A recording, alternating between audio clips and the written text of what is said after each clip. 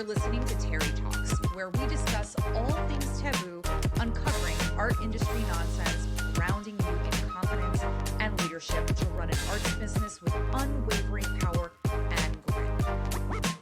Hello and hello, art people and other creatives who are listening. Thanks for tuning in to another episode of Terri Talks. I am your wild, funny, and what else am I? Unfiltered host of an arts business coach. And now I can say that I'm a therapist in training. It is really fucking shitty outside. Beautiful day inside, but very much cuddly, stay in bed and take lots of naps kind of day. Turn on the TV, take another nap on the couch kind of a day. My mom would say the streets are empty because it is raining buffoons and wild rabbits. So without further ado, let's get started on today's episode. Hope you're doing well wherever you are, whatever is going on in your day. I hope that you are making the most of it. Remember that you can restart your day whenever you feel like it. So some of you know who follow me on Instagram, or if you're on my email list, that I have recently gone back to school. Yes, I am 41, single white female. That's like my dating profile, right? I'm 41 years old. I already possess a bachelor's degree in art education. I already have a master's in fine arts from NYU at Venice, in Venice, Italy. And I have been coaching artists and art educators for like the last probably 15 years. So this is something that I never really thought would happen. But I did not stumble upon this like some other people would say, like, oh, I just stumbled into this new career. I think 2 years ago said to my therapist, it would be over my dead body that I would go back to school. She had, a couple of sessions in, she was like, I'm realizing, like, Terri, you are having some feelings about where you are in your career now, and you've brought it up a bunch of times, whether it was like moments of unhappiness or resentment, or maybe I was feeling like exhausted in some capacity in my coaching career. I had definitely had a lot of failed launches for group programs that I thought were genius. I had some shitty interactions with certain clients who were just not aligned, and it seemed to be one thing after another that was like draining my soul of what I thought would be me for the rest of my fucking life, right? Which is actually what happened to me when I was a teacher. I also thought that that would be me for the rest of my forsaken life. I would be one of those art teachers who was just like, rolling in on her little like wheelchair scooter looking thing, and I would still be teaching these badass kids art. I never in a million years thought that I would be doing what I am doing now. And I guess, it's kind of a dumb thing to say because you can't really predict what and where you're going to be in 20 years. Regardless of whether you have a partner, regardless of whether you have kids, like there's so much out of our control. And we talk about a lot of the things that, are in our control, but we also there's just so much shit that we can't foresee. And so, I really wanted to talk about this openly because I have been pretty closed off to sharing some really personal experiences over the last 2 years where I have been going through a pretty dark phase of my life. That quarter life crisis was on like a level 20. The depression, my BPD episodes, my just overall like passion and zest for life. And it wasn't that I didn't have really amazing clients, some more amazing than others. It wasn't that I wasn't trying, even when something didn't work. I would say that that's probably one of my amazing attributes, is that I am not someone who gives up easily. I will shift a direction and I will absolutely do it stronger and do it better if I have the capacity and the resources. But, there comes a time where you just kind of want to lay down. And that's essentially what I did for like the last year. I knew that I wasn't launching group programs. I knew that I wasn't really making art. I knew that I had like the bare minimum clients and I wasn't really pushing too hard to get more.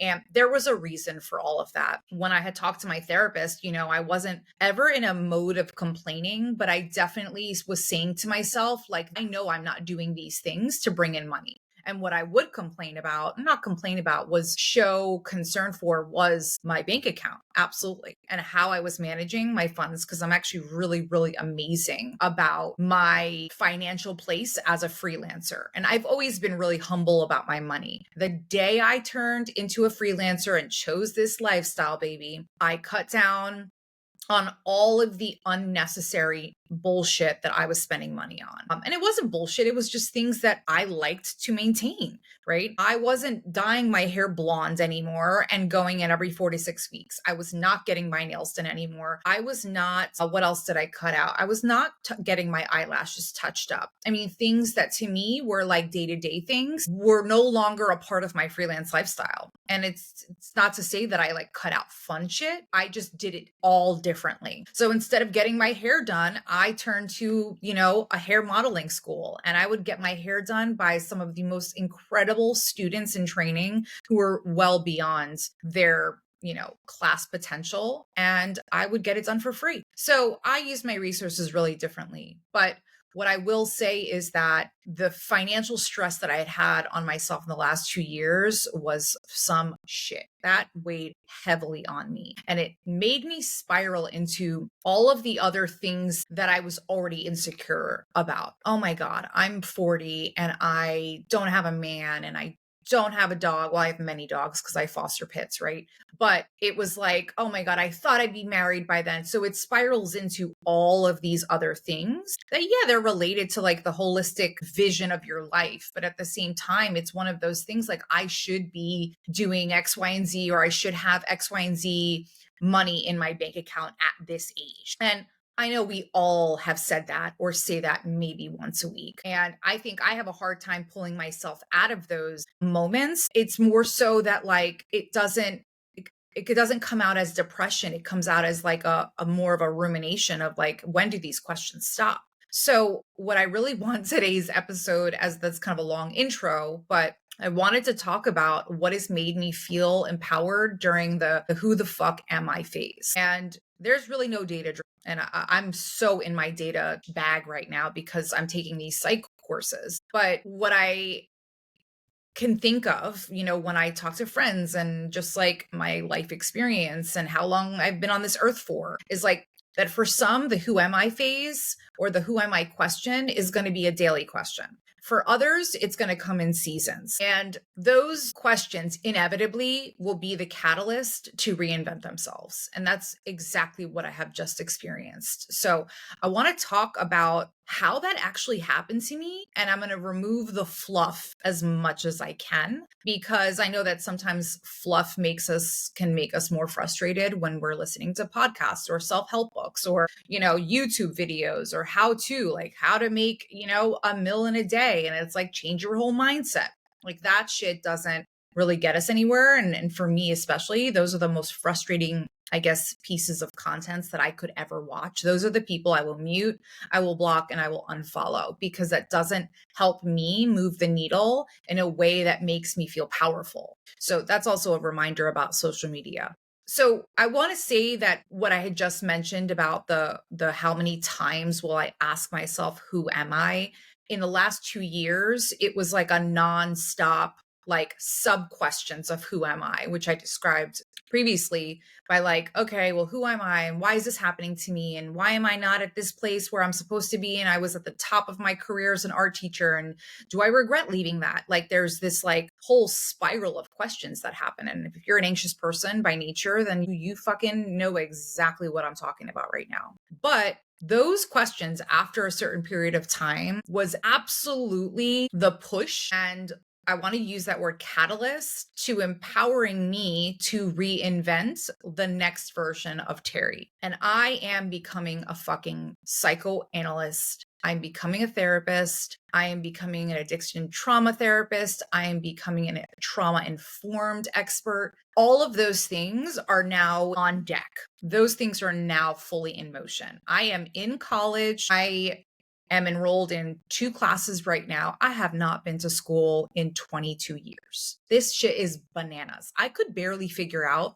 how to log on to the CUNY Blackboard platform, whatever the fuck a Blackboard is, right? I'm so like, the learning curve is wild. But when I talk about that last 2 years has been a catalyst in reinventing myself and planting the seeds that I'm planting now for the next 20 years, it is the most powerful feeling I think I haven't had in, I don't know, probably since like college and owning like my art education career, because that shit, I had a beautiful art education career. I was at the top of the game. I was getting paid 90,000 and I was like 20, probably like 27 at that point. It's so rare that you'll have an art teacher who gets paid anything above like 50 sometimes. So, and this was obviously in the early 2000s, which is even more rare. The next thing I want to say is that I let myself be that depressed. I like asked myself these questions and ruminated. I did all the shitty things. I would go out, I would, or I would stay in night after night after night. I did the whole like, just shut the door. I want the lights to be off. I like it real dark in my apartment. I did things that I knew weren't going to necessarily help me, but I also maintained a homeostasis in my life. I let myself ask as many questions as I wanted with no real tangible, tell me now, make it happen now answer. And that was shitty as hell. That's probably the biggest thing that made me so depressed, was that I didn't have an answer to like what was next for me. And I think a lot of artists struggle with that. Okay, well, you've sold 2 paintings this month. What's next? Okay, you have gallery representation. Finally, you're in that moment. You're living in that space for a minute. Okay, then what's next? Okay, I'm not getting sales for 6 months. Holy shit. What's next? Right? And that's like such a mind fuck, because there will be something that comes next. There will always be a next, but how much control do we have over that next? I don't know. And then I started to think backwards, the way that I would coach my clients. And I said to myself, what environment do I need to set up?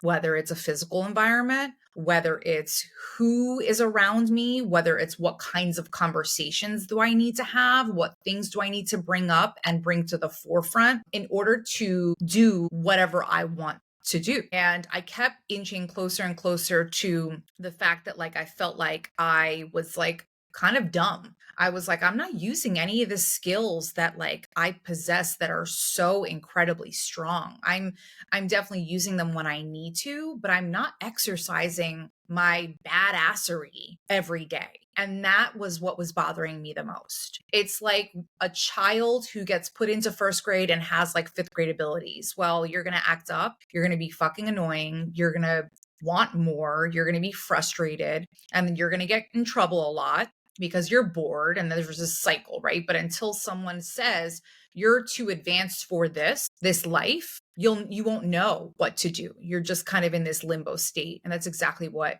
is going on with me. I'm like, shit, I possess all these incredible skills over the last 20 years.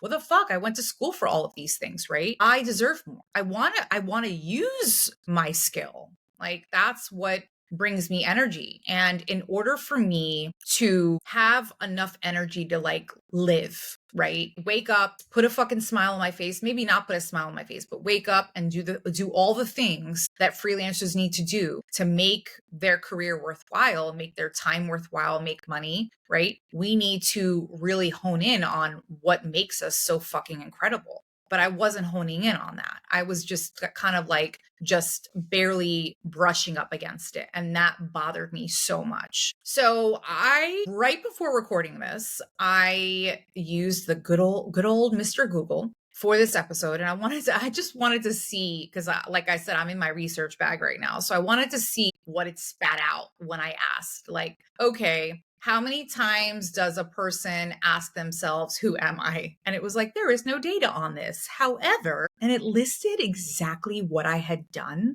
for the last 2 years. And I was like, oh, God damn, thanks. Like, I don't feel like I wasted the last 2 years. I think that maybe I had missed some red flags. Maybe I hadn't, there might be a little bit of regret on, falling asleep on certain things but when you're in a depressed state, your energy is like super fucking low. You're just like coasting at that point. You're just keeping things like bare minimum, staying as grounded as possible, right? You're not like trying to party. You're not trying to fucking go network with a bunch of other artists. You're not trying to, send out 100 emails a day pitching yourself. So one of the things that came up when I first Googled it, and it said core values. And I'm like, oh God, I hate these fucking fluffy words. So I'm going to break this shit down for you because, I got you, right? So the question that came from what Google spit out to me was that my belief and my core value and my purpose here, I feel like, is to serve. And to serve who? And in my experience, I want to be as close to the artist community as possible. That's where I feel at home. I want to be as close to teachers. That's where I feel at home. I want to be able to help others level up.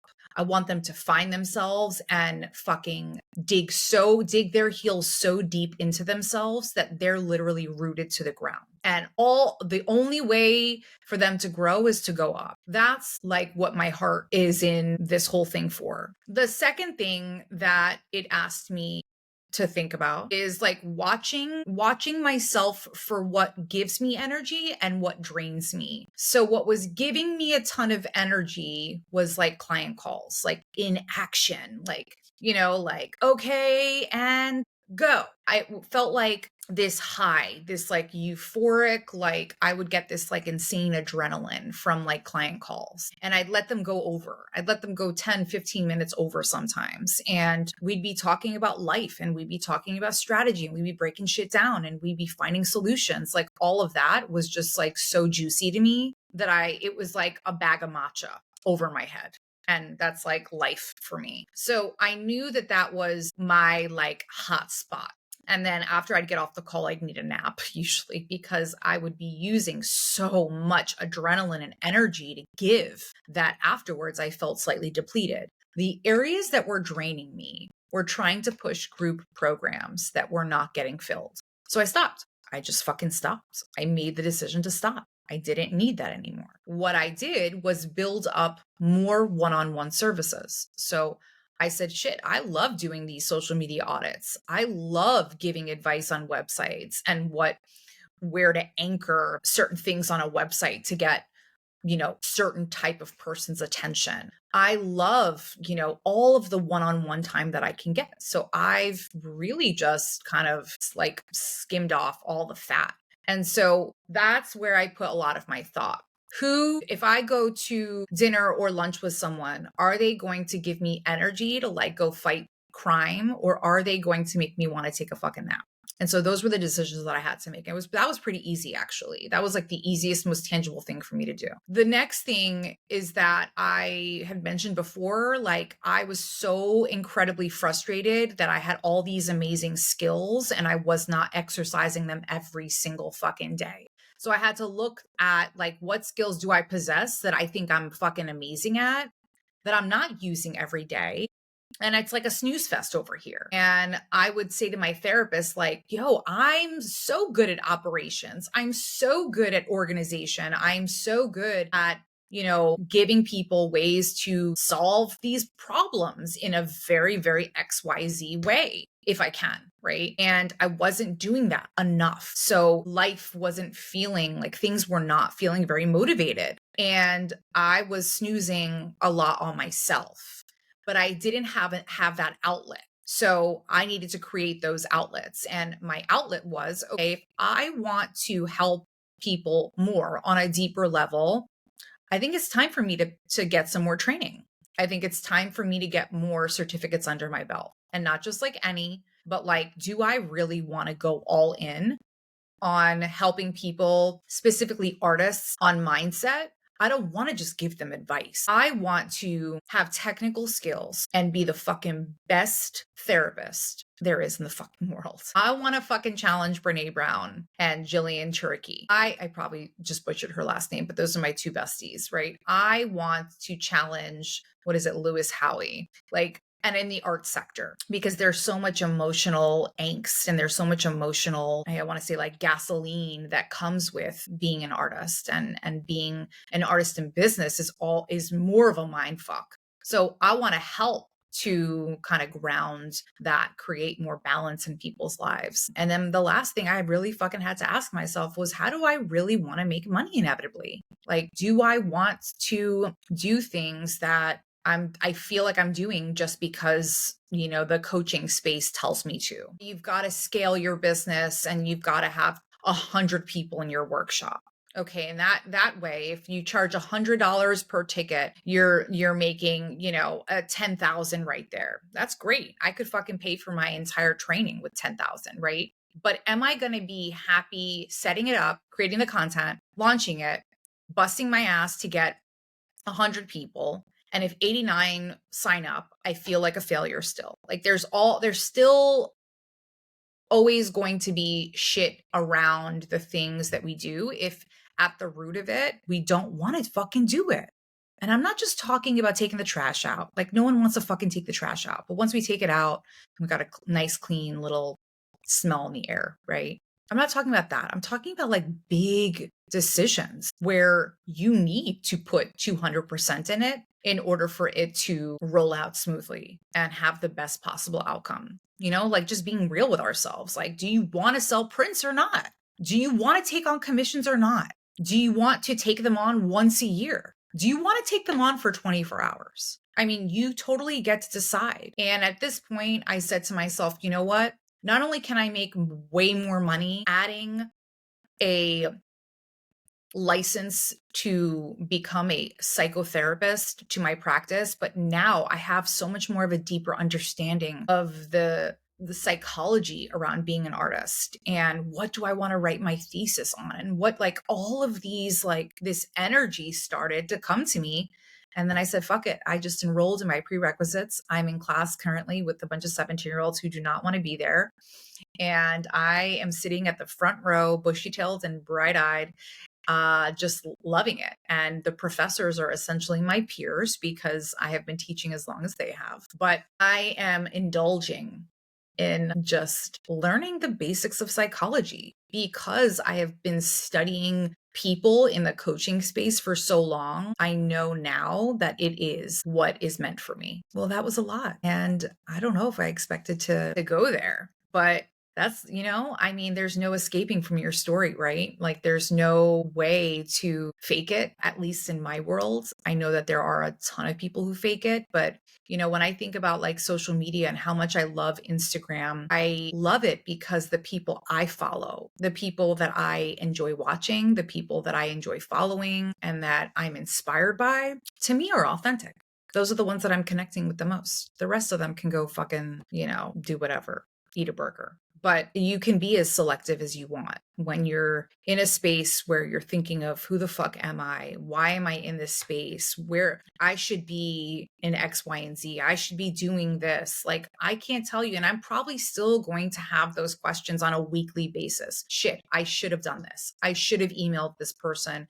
I should have reached out and asked them if they wanted to be on my podcast. Like I should have, right? But I didn't. And I'm not going to go through a whole like slur of questions about why I didn't do that. I just didn't do it. And I clearly didn't want to. So will I want to next week?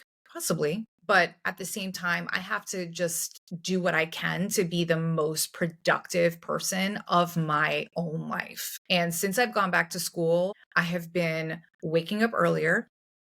Happily, I have been taking naps, totally guilt-free. I have been working out double time to meet my weight goal, my diet goal. I have been going to bed early, which I always kind of do, but just like enjoying my bed and not feeling guilty for certain things. Not feeling guilty when I wake up a little bit on the later side and get started late like I did today. Just giving myself so much grace to like live to live with like some fucking peace. People are always trying to ruin your peace. And I have to remember that even when I'm driving. Recently, I said on Instagram stories, like, you know what? I'm gonna fucking do my thesis on road rage because I was on like a level 20 the other day. And I was like, I don't get why when we get into different size vehicles, people turn into monsters. When I think of a truck and I think of the person inside the truck and how like when they can just cut off whoever they want, right? And scare whoever they want. And little me and my little tiny like, Subaru, I'm the small one raging, right? So anyway, I'm going off on a tangent, but I hope you enjoyed today's episode. I hope it resonated with you. I'd love to hear your experiences in the comments below. I would love for you to email me, DM me. I'm so curious. Like, I know that I'm here and I'm kind of doing my Terri Talks episode, but I live for the engagement and I love getting to know all of you, especially if you're a new listener. I would love to know what you think. If you have any questions that maybe I should do a future episode on, I would love to hear. I would love to do like a Q&A episode. I've done it twice now and I'm gearing up to do another one. You can just shoot me an email or a DM with your question. It can stay anonymous. I also have applications open for podcast guests. So if you've got an incredible story that you are done gatekeeping and you want to shed some light on this for our community, you feel like it would be a really impactful story, please apply. I would love to chat. If you are an expert in a specific area, maybe you're a therapist, maybe you are someone who takes on commissions, maybe you're a lawyer, maybe you're an accountant. All of the above applies. I would love to have you on and spill some tea and get rid of these crazy narratives in the world so that we can really just like stay fucking grounded in a world that is fucking just wild. I've used the word fuck a million times in this episode, so I hope that your ears aren't screaming too much. But don't forget to hit the subscribe button, give it a rating on Spotify, and stay tuned for the next episode. Peace out. Thanks for listening to another unfiltered episode of Terri Talks. I've also got some free resources on my website that'll help make your life a lot easier as an artist in business. You can also check out my services or apply to work together. Before you go, don't forget to hit the subscribe button and sign up for my newsletter for more art industry information. See you on the gram.